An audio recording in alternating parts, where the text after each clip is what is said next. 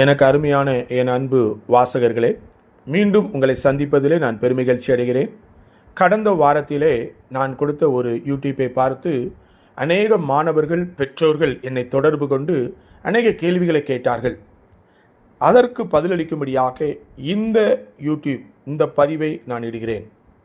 நீங்கள் நன்றாக கவனிக்கணும். தொடக்கத்திலிருந்து கடைசி வரைக்கும் கவனித்தா தான் கிளியராக புரியும். ஒரு சில வார்த்தைகளை மட்டும் எடுத்துக்கொண்டு நீங்கள் இடத்துல கேள்விகள் கேட்க வேண்டாம். இது வியாபார நோக்கத்திற்காக சொல்லப்பட்டவை அல்ல. என்கிட்ட ஒரு சில பெற்றோர்கள், மாணவர்கள் கேட்டாங்க, சார் என்னால் இந்த தடவை நீட் எக்ஸாமில் 200 மார்க்கு தான் வர முடியும். ஆனால் நான் எதிர்பார்த்தது 400 500 வரும். இந்தியாவில் படிக்கலாம்னு நினச்சேன், ஆனால் என்னால் முடியலை. ஆனால் நான் டாக்டர் ஆகி தான் ஆகணும். நான் என்ன செய்யலாம்? எந்த நாட்டுக்கு போகலாம்? இந்தியாவில் கிடைக்கிறதுக்கு வாய்ப்பு இல்லை. அவளை பணம் கொடுத்து என்னால் படிக்க வைக்க முடியாது என் பிள்ளையை அப்படின்னு சொல்லி பெற்றோர்கள் நிறைய பேர் கேட்டது நிமித்தமாக இந்த பதிவை சொல்கிறேன். எந்தெந்த நாடுகளுக்கு நாங்கள் படிக்கலாம் சார், எங்கே போனால் ரொம்ப நல்லா இருக்கும் என்று சொல்லி கேட்டார்கள். நான் அவங்கக்கிட்ட எந்த நாடு என்று சொல்வதற்கு முன்பு நீங்கள் கவனிக்க வேண்டிய சில கருத்துக்களை உங்களுக்கு நான் சொல்கிறேன்.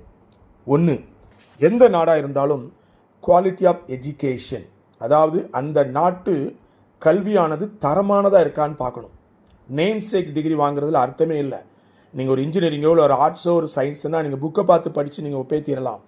ஆனால் மருத்துவம் என்பது தரமான கல்வி படித்தாதான் நீங்கள் ஒரு சிறந்த டாக்டராக இருக்க முடியும். இரண்டாவது, எக்ஸாமினேஷன் பாயிண்ட் ஆஃப் வியூவில் படிக்கிறதே இல்லை. நீங்கள் படிக்க வேண்டியது அட்டை டு அட்டை நீங்கள் படித்தா மட்டும்தான் நல்ல ஒரு மருத்துவராக இருக்க முடியும். அதனால் நல்ல தரமான கல்வி எங்கே இருக்குதுன்னு பார்க்கணும். இரண்டாவது, கிளினிக்கல் எக்ஸ்போஷர் எங்கே நல்லாயிருக்கும். சில நாட்டில் இன்டர்ன்ஷிப் ஆர் கிளினிக்கலில் இருக்கும்போதே, கிளர்க்ஷிப்பில் இருக்கும்போதே உங்களை பேஷண்ட்டை பார்க்க அலோவ் பண்ணுவாங்க. சில நாடுகளில் பேஷண்ட்டு பக்கத்துலேயே நீங்கள் போக முடியாது. தூரத்தில் இந்த வசூல்ராஜ் எம்பிபிஎஸ் மாதிரி தூரமாக நின்று டாக்டர் செய்கிறத நீங்கள் பார்க்க வேண்டியிருக்கும். அதனால் கிளினிக்கல் எக்ஸ்போஷர், நம்ம பிள்ளைங்களுக்கு தரமான கல்வி கிளினிக்கல் எக்ஸ்போஷர் எங்கே கிடைக்கும்? ஏன்னா நம்ம அதிக பணத்தை கொடுத்து நம்ம அங்கே போகிறோம். நல்ல ஒரு பயிற்சி இல்லாமல் இங்கே நேம் சேக் டாக்டராக இருந்து யூஸ் கிடையாது. நல்ல ஒரு பயிற்சி எடுத்து வந்தால் தான் ரொம்ப யூஸ்ஃபுல்லாக இருக்கும். மூணாவது, கல்வி கட்டணம் எவ்வளவு அப்படின்னு தெளிவாக தெரிஞ்சுட்டு போங்க. நிறைய பேர் மார்க்கெட்டிங்காக சொல்லுவாங்க, நாங்கள் 15 லட்சத்தில் உங்களுக்கு டாக்டர் பட்டம் தாரோம் அப்படின்னு சொல்லுவாங்க. நான் கேட்குற ஒரே ஒரு கேள்வி, 15 லட்சத்தில் உன்னால் ஒரு டாக்டர் பட்டம் கொடுக்க முடியுமா? அட்லீஸ்ட் கொஞ்சமாவது இருக்க வேண்டாமா? ஒரு குவாலிட்டி இருக்க வேண்டாமா? அப்போ அவ்வளோ மோசமான கல்வியை நீங்கள் கொடுக்க போகிறீங்களா? 15 லட்ச ரூபான்னு நீங்கள் கால்குலேட் பண்ணி பாருங்கள். 6 வருஷம் 7 வருஷம் சொல்கிறீங்க. 2.5 லட்ச ரூபா, வருஷத்துக்கு 1.25 லட்ச ரூபா. ஒரு எல்கேஜி ஸ்கூலு கூட இந்த வருஷத்துக்கு 1.5 லட்ச ரூபா கேட்குறாங்க. அப்படிங்கும் பொழுது சரியாக புரிந்து செல்லுங்கள். ஒருவேளை நீங்கள் காசு குறைன்னு சொல்லிட்டு போகாதீங்க. காசு குறைன்னு சொல்லி போனால் எந்த குவாலிட்டி இருக்குங்கன்னு உங்களுக்கு நல்லாவே தெரியும். அடுத்தது கிளைமேட். நம்ம நாட்டை ஒட்டின சீதோச நிலைமை இருக்கான்னு பாருங்கள், அந்த கிளைமேட் இருக்கான்னு பாருங்கள். அட்லீஸ்ட் ஒரு 75%. சிலர் சொல்லுவாங்க, எங்கள் நாட்டில் குளிர் ஒரு வாரத்துக்கு தான் ரொம்ப இருக்கும், மற்றபடி குளிரே இருக்காது. நன்றாக வெப்சைட்டில் பாருங்கள். எல்லா மாணவர்களுக்கும் மொபைலில் எல்லாம் பார்க்கக்கூடிய வசதி இப்பொழுது இருக்குது. எங்கள் காலத்தில் அது கிடையாது. இப்போ உங்களுக்கு எல்லாமே உங்கள் கையில் இருக்குது. செக் பண்ணி பாருங்கள் அந்த நாட்டினுடைய சீதோச நிலைமை எப்படி இருக்கும், எப்போ குளிர் இருக்கும், குளிர் இருந்தால் மைனஸ் எவ்வளோ வரும், ப்ளஸ் எவ்வளோ இருக்கும், செக் பண்ணி பாருங்கள். அதுக்கு பிறகு டிசைட் பண்ணுங்கள். ஏன்னா நான் வெளிநாடுக்கு சொல்லும் பொழுது அந்த கிளைமேட் மாறும் பொழுது நம்முடைய ஹியூமன் பாடியுடைய சேஞ்சஸ் நிறைய மாறும் பொழுது நமக்கு அந்த பாடி அந்த கிளைமேட்டுக்கு செட் ஆகணும். ஆகலைன்னா நம்மளால் ஒன்றுமே அங்கே படிக்க முடியாது, கான்சன்ட்ரேட் பண்ண முடியாது. அதை பாருங்கள். அடுத்தது உணவு. சுவர் இருந்தால் தான் சித்திரம் வரைய முடியும், இல்லைன்னா வரைய முடியாது. சாப்பாடு நமக்கேற்ற உணவு இருக்கணும். நம்ம இட்லி, தோசை, சப்பாத்தி, பரோட்டா சாப்பிட்டு பழகிட்டோம், ரைஸ் சாப்பிட்டு பழகிட்டோம். திடீர்னு உங்களை போய் பர்கர் சாப்பிடு, பிஸ்தா சாப்பிடுன்னு சொன்னால் நம்மளால் முடியாது. நமக்கு உடம்பு நல்லா இருந்தால் மட்டும்தான் நம்மளால் சரியான ஒரு படிப்பில் கான்சன்ட்ரேட் பண்ண முடியும். அந்த நாட்டில் நம்ம ஊர் ஃபுட்டு கிடைக்குமான்னு செக் பண்ணி பாருங்கள். அடுத்தது, நம்ம பிள்ளைகளை பார்த்துக்கிறதுக்கு நம்ம நாட்டை சார்ந்தவங்க அந்த இடத்துல இருக்காங்களா? அவங்க நம்ம பிள்ளைங்களை டைரெக்டாக பார்க்குறாங்களா? இல்லை ஒரு வெளிநாட்டுக்காரன்ட்ட நம்ம பிள்ளைகளை கொடுத்துட்டு வரோமா? இதெல்லாம் நீங்கள் ரொம்ப தெளிவாக பார்க்கணும். இத்தனை 6 பாயிண்ட்டு நீங்கள் பார்த்த பிறகு வெளிநாடு செல்வதை நீங்கள் யோசியுங்கள். அதற்கு எந்த நாடு சிறந்தது என்பதை தேர்ந்தெடுத்து அதற்கு பண்பு அனுப்புங்க. முதலாவது நான் ரெக்கமெண்ட் பண்ணுவது அமெரிக்கா. அமெரிக்கா நாட்டில் மருத்துவம் என்பது மிக தலை சிறந்த ஒரு படிப்பு. அருமையான கல்வி, லேட்டஸ்ட் டெக்னாலஜிஸ் இன்றைக்கி நாட்டில் புதுசாக வர்ற அத்தனையும் அமெரிக்காவில் இருக்குது. நல்ல டீச்சர்ஸ், நல்ல கிளினிக்கல் எக்ஸ்போஷர். அங்கே போகிறதுக்கு என்ன சார் பண்ணணும்னு உங்களுக்கு ஒரு கேள்வி இருக்கலாம். 12th முடித்த பிறகு நீங்கள் நீட்டு கண்டிப்பாக பாஸ் ஆகணும். ஒருவேளை அந்த நாட்டுக்கு தேவையில்லாமல் இருக்கலாம், ஆனால் நீங்கள் அங்கே முடிச்சுட்டு திருப்பி இந்தியாவில் வந்து ப்ராக்டிஸ் பண்ணணும்னு சொன்னால் கண்டிப்பாக நீட் இருக்க வேண்டும். நீட் இல்லை என்றால் இந்தியாவில் நீங்கள் பதிவு செய்யவும் முடியாது, பயிற்சி செய்யவும் முடியாது. சிலர் சொல்லுவாங்க, நீட் இல்லாத நான் கூட்டிகிட்டு போகிறேன்னு சொல்லுவாங்க. உங்கள்கிட்ட ஒரு சின்ன பேப்பரில் எழுதி வாங்கிக்கிட்டு நீங்கள் வந்த பிறகு இங்கே ப்ராக்டிஸ் பண்ண முடியவில்லை என்று சொன்னால் நீங்கள் செலவழித்த அத்தனை பணமும் காலமும் வீணாய் போய்விடும். அதனால் நீட்டு பாஸ் ஆனால் போதும், நீங்கள் ரேங்க்கெல்லாம் எடுக்க வேண்டாம், ஜஸ்ட் பாஸ் ஆனால் போதும். மூன்றாவது, அங்கே அமெரிக்கன் சிஸ்டப்படி எப்படி இருக்குன்னா, நம்ம 12th முடித்த பிறகு ப்ரீ மெடிசன் ஒரு ப்ரோக்ராம் இருக்குது. அந்த ப்ரீ மெடிசன் ப்ரோக்ராம் முடித்தால் மட்டும்தான் நீங்கள் அமெரிக்காவில் மெடிசன் ஜாயின் பண்ண முடியும், இல்லை என்றால் ஜாயின் பண்ண முடியாது. இதை நம்ம ஆளுங்க நிறைய பேர் மிஸ்கைட் பண்ணுவாங்க. தயவுசெய்து அதற்கு இறங்கி விடாதீர்கள். அமெரிக்கா செல்ல வேண்டும் என்றால் முதலாவது நல்ல ஒரு ஆங்கிலம் இருந்திருக்க வேண்டும். அங்குள்ள கல்விகள் அத்தனையும் ஆங்கிலத்தில் தான் சொல்லித்தரப்படும். ப்ரீ மெடிசன் ஒரு ப்ரோக்ராம் நீங்கள் முடித்தா மட்டும்தான் நீங்கள் அங்கே போக முடியும். அமெரிக்காவில் நீங்கள் யூஜி படிக்கிறதுக்கு செல்ல முடியும், இல்லைன்னா போகவே முடியாது. இவ்வளோ இருந்தால் கேட்கலாம், சார் அங்கே எவ்வளோ சார் பணம் ஆகும்? ஒரு வருடத்திற்கு குறைந்தது 60,000 $80,000 அப்படின்னு சொல்லும்போது 40 50 லட்ச ரூபா வரைக்கும் தாராளமாக வந்துடும். அதுக்கு மேலே கூட வரலாம். மொத்த கோர்ஸ் முடிக்கும் பொழுது 3 கோடி ரூபாய்க்கு மேலே ஆகிவிடும். நீங்கள் அடுத்த கேள்வி கேட்பீங்க, இது இருந்தால் நான் இந்தியாவிலே சேர்த்துருவேன் சார், எதுக்கு அமெரிக்கா போகணும்? அதுதான். அது மட்டுமல்ல, இப்போ ட்ரம்ப்புடைய ஆட்சியில் என்ன நடக்குது என்று நீங்கள் நன்றாக அறிந்திருப்பீர்கள். அமெரிக்கா உண்மையிலே த பெஸ்ட், அதில் எந்த மாற்று கருத்தும் கிடையாது. அந்த பணம் நம்மளால் செலவழிக்க முடியாது. அடுத்த கேள்வி உங்களுக்கு இருக்கலாம், அப்போ நான் எந்த நாட்டுக்கு இதுக்கு ஈக்குவலண்டாக இருக்கிறது அப்படின்னு சொல்லி பார்த்தீங்க அப்படின்னா, அமெரிக்கன் சிஸ்டத்தை ஃபாலோ பண்ணுகிற பிலிப்பைன்ஸ் நாடு. ஏன் அந்த பிலிப்பைன்ஸை சொல்கிறேன் அப்படின்னா, பிலிப்பைன்ஸில் நம்முடைய மாணவர்கள் இங்கிருந்து போய் ஆயிரக்கணக்கான மாணவர்கள் அங்கே மருத்துவம் படித்து இங்கே இந்தியாவில் வந்து ப்ராக்டிஸ் பண்ணி கொண்டிருக்கிறார்கள். அரசு மருத்துவமனையில் வேலை பார்க்கிறார்கள். அது மட்டுமல்ல, உலகமெல்லாம் பிலிப்பைன்ஸ் நாட்டில் படித்த மாணவர்கள் இருக்கின்றார்கள். நீங்கள் அமெரிக்க நாடு போனாலும் அங்கேயும் நம்ம பிலிப்பைன்ஸில் படித்த மாணவர்கள் இருக்கிறார்கள். நீங்கள் வெப்சைட்டில் எடுத்து பாருங்கள், மருத்துவத்துறையில் பிலிப்பைன்ஸ் ஆனது சிறந்த சேவை செய்கிறது. உலகத்தில் நீங்கள் எங்கே வேணாலும் போனாலும் சரி, மெடிக்கல் சர்வீஸில் ஒரு நர்ஸ் இருக்கானா அது பிலிப்பைன்ஸ் நாட்டை சார்ந்தவராக இருப்பார்கள். நீங்கள் வெப்சைட்டை எடுத்து பாருங்கள், இல்லை யார்ட்டையாவது தெரிஞ்சவங்கள்ட்ட கேட்டு பாருங்கள். ஸோ என்னுடைய அடுத்த ரெக்கமெண்டேஷன், அமெரிக்காவுக்கு ஈக்குவலாக படிப்பு வேணுமா, நீ பிலிப்பைன்ஸ் நாட்டுக்கு போங்க. அமெரிக்க நாட்டுக்கு ஈக்குவலான கிளினிக்கல் எக்ஸ்போஷர் வேணுமா, பிலிப்பைன்ஸ் நாட்டுக்கு போங்க. அமெரிக்காவில் செலவு ஜாஸ்தி, ஆனால் பிலிப்பைன்ஸில் செலவு 5ல் 1 மடங்கு தான் வராங்க.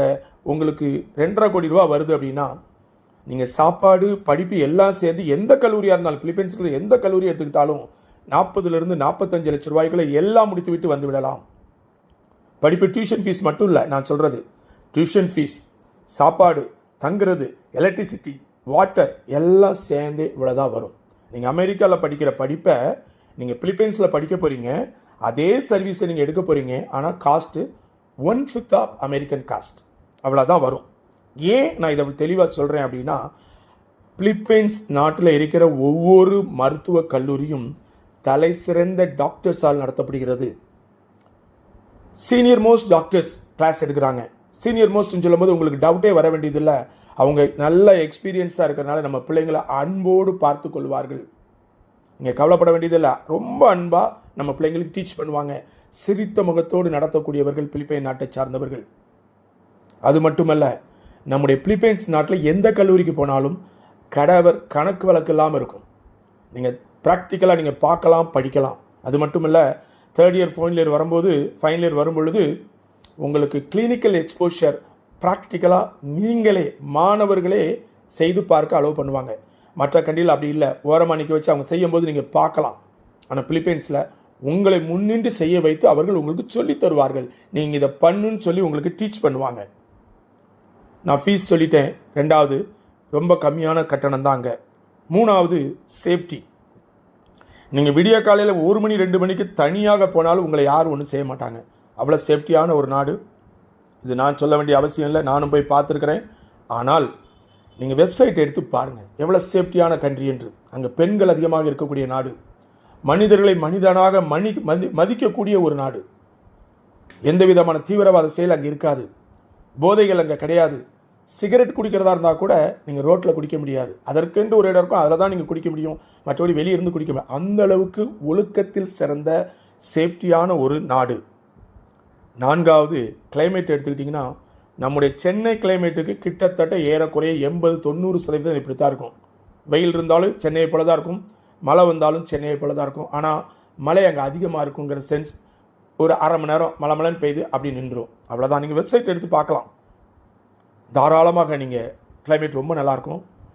கிளைமேட் இருக்கிறதுனால உங்களுக்கு என்ன அட்வான்டேஜ்னா, நீங்கள் படிக்கிற கிளினிக்கல் 2 கிளைமேட்டும் ஒன்றா இருக்கும் பொழுது அதற்கேற்ற நோய் தான் அங்கேயே இருக்கும். இங்கே இருக்கிற கிளைமேட்டில் அதே கிளைமேட் தாங்க, அந்த கிளைமேட்டுக்கு ஏற்ற நோய்கள் தான் இந்த பிள்ளைங்க படிப்பாங்க. இவங்க திருப்பி இந்தியாவில் வந்து ப்ராக்டிஸ் பண்ணும் பொழுது மிகவும் நேர்த்தியாக செய்யக்கூடிய ஒரு நாடு.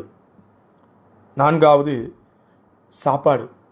எனக்கு தெரிஞ்சவரை பிலிப்பைன்ஸில் இருக்கிற எல்லா கல்லூரிகளிலுமே இந்திய நாட்டை சார்ந்தவர்கள் அங்கே உணவு கொடுக்கிறார்கள். நம்ம பிள்ளைங்களுக்கு இட்லி, தோசை. இன்னும் குறிப்பாக சொல்ல போனோம்னா, தவோன்னு ஒரு சிட்டியில் ஒரு கல்லூரி இருக்குது, 2 கல்லூரி இருக்குது. அதில் ஒரு கல்லூரியை சுற்றி ஃபுல்லாகவே இந்தியன் ரெஸ்டாரண்ட் தான் இருக்குது. நீங்கள் எந்த கடைகளில் போனாலும் இட்லி சாப்பிட்லாம், தோசை சாப்பிட்லாம், சப்பாத்தி சாப்பிட்லாம், பரோட்டா சாப்பிடலாம், கொத்து பரோட்டா கூட சாப்பிடலாம். அந்த அளவுக்கு நம்முடைய உணவு வகைகள் அங்கே கிடைக்கின்றது. அதனால் நீங்கள் உணவை பற்றி கவலைப்பட வேண்டியதே இல்லை. அது மட்டுமல்ல, கல்லூரி விடுதி நடத்துகிறவர்கள் வாரத்தில் எல்லா நாளும் நான்வெஜ் கொடுத்த மாதிரி கொடுக்குறாங்க. குறைந்தது 3-4 முறை இருக்கிறது. பல வகைகள் மிகவும் சீப், ரொம்ப சீப்பாக இருக்கும். உடம்புக்கு ஹெல்த்தியான பழங்கள் அங்கே கிடைக்கும். அதனால் ஃபுட்டை பற்றி நீங்கள் கவலைப்பட வேண்டியதே இல்லை. நம்முடைய பிள்ளைகளை பார்த்து கொள்றதுக்கும் அங்கே ஆட்கள் இருக்காங்க. அதனால் நீங்கள் கவலைப்பட வேண்டியது இல்லை.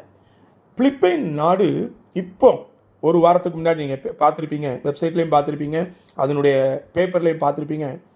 பிலிப்பைன்ஸ் நாடு இந்திய மக்களை வரவேற்கிறது என்று சொல்லி, இங்கே பெற்றோர்கள் அல்லது டூரிஸ்ட் நீங்கள் பிலிப்பைன்ஸ் போகணுன்னா இதுக்கு முன்னாடி நீங்கள் விசா வாங்கிக்கிட்டு தான் அங்கே போகணும். இப்போ விசா தேவையே இல்லை. நீங்கள் ஆன் அரைவல் இங்கேருந்து நீங்கள் போகும்போது உங்களுடைய பாஸ்போர்ட்டும் பேங்க் ஸ்டேட்மெண்ட்டும் அங்குள்ள ரூம் தங்குறதுக்குரிய பில்லோ அல்லது புக் பண்ணதோ, அதே மாதிரி ரிட்டர்ன் டிக்கெட்டோடு நீங்கள் போனால் 14 நாட்கள் எந்தவித விசா இல்லாமல் நீங்கள் பிலிப்பைன்ஸ் சென்று உங்களுடைய பிள்ளைகளை எப்பொழுது வேண்டுமானாலும் பார்த்துவிட்டு திரும்பி வர முடியும். இதற்கு என்ன காரணம்னா, நம்முடைய மாணவர்கள் பிலிப்பைன்ஸ் நாட்டிலே நன்றாக இருக்கிறபடினால், ஒழுக்கத்தோடு இருக்கிறபடினால், அந்த நாட்டு அரசு நம்முடைய இந்தியர்களை வரவேற்கும் விதமாக இவைகளெல்லாம் செய்து. இது மட்டும் இல்லை, இப்போ கடந்த 1-2 மாதங்களுக்கு முன்பு 18/11/2021 கெசட்டில் ஒரு சில குறைகள் இருந்ததை நிவர்த்தி செய்வதற்காக இந்தியன் மாணவர்களுக்கு என்றே அந்த அரசானது பல சட்டங்களை கொண்டு வந்திருக்கிறது. அதாவது இந்திய மாணவர்கள் நீங்கள் அங்கே பிராக்டிஸ் செய்வதற்கு உங்களுக்கு ரிஜிஸ்டர் செய்து நீங்கள் அங்கே லைசன்ஸ் பெற்றுக்கொண்டு இந்தியா வருவதற்கு தேவையான அத்தனை அரசு உத்தரவும் பிறப்பிக்கப்பட்டுள்ளது என்று கேள்விப்படுகிறேன். அதனால் நீங்கள் கவலைப்பட வேண்டியதே இல்லை. என்எம்சி ரெகுலேஷன் கொடுத்திருக்கிற அத்தனை சட்டங்களையும் நிறைவேற்றுகின்ற ஒரே நாடு பிலிப்பைன்ஸ் என்று தரத்தில் முதலாவது இருக்கிறது. நான் மீண்டும் சொல்கிறேன், அமெரிக்காவில் இருக்கக்கூடிய அத்தனை வசதிகளும் அதே சிஸ்டம் இங்கே இருக்கிறது. என்ன அங்கே காஸ்ட் அதிகம், இங்கே காஸ்ட் கம்மி. ஆனால் அதே அமெரிக்கன் கல்வி. இன்னும் ஒரு வகை சேஞ்ச் சொல்கிறா இருந்தால், நீங்கள் பிலிப்பைன்ஸில் யூஜி முடித்தால் நீங்கள் USMLE என்ற எக்ஸாம் எழுதுவதற்கும் எளிதாக இருக்கும். இதை நான் அடுத்த பதிவிலே நான் தெளிவாக உங்களுக்கு சொல்கிறேன். ஈஸியாக அமெரிக்காவில் சென்று நீங்கள் பிஜி படித்து விட்டு வரலாம். பிஜி படிக்கும்போது உங்கள் ஸ்டைஃபண்ட் எவ்வளோ தெரியுமா இருக்கும்? குறைஞ்சது மாதத்திற்கு 6-8 லட்சம் ரூபா. நீங்கள் பிஜி போயிட்டீங்கன்னா 4 மாதத்தில் நீங்கள் அல்லது 5 மாதத்தில் நீங்கள் போட்ட அத்தனை ரூபாய் எடுத்து உங்கள் பேரண்ட்ஸ்கிட்ட கொடுத்துட்டு நீங்கள் பிஜி படித்து பல கோடியை சம்பாதித்துட்டு இந்தியாவுக்கு வந்து நீங்கள் பயிற்சி செய்ய முடியும். எனக்கு அன்பு மாணவ செல்வங்களே, பெற்றோர்களே, தயவுசெய்து முதலிலிருந்து கீழே வரை கேளுங்க. நான் சொல்லியிருப்ப தவறுகள் இருக்குமானால் நீங்கள் என்னை சுட்டி காட்டலாம். நான் இது மார்க்கெட்டிங்காக கொடுக்கப்படவில்லை, என்ன என்பதை உங்களுக்கு எடுத்து கூறியிருக்கிறேன். அடுத்த பதிவிலே இன்னும் சில கருத்துக்களோடு உங்களை நான் வருவேன். பல நாடுகளோடு உங்களை கம்பேர் பண்ணுவேன். என்எம்சிக்கும் இந்த பிலிப்பைன்ஸுக்கும் என்ன ஒரு கம்பேரிசனோட உங்களை மீண்டும் சந்திப்பதில் பெருமகிழ்ச்சி அடைந்து இப்பொழுது நன்றி கூறி விடைபெறுகிறேன். நன்றி, வணக்கம்.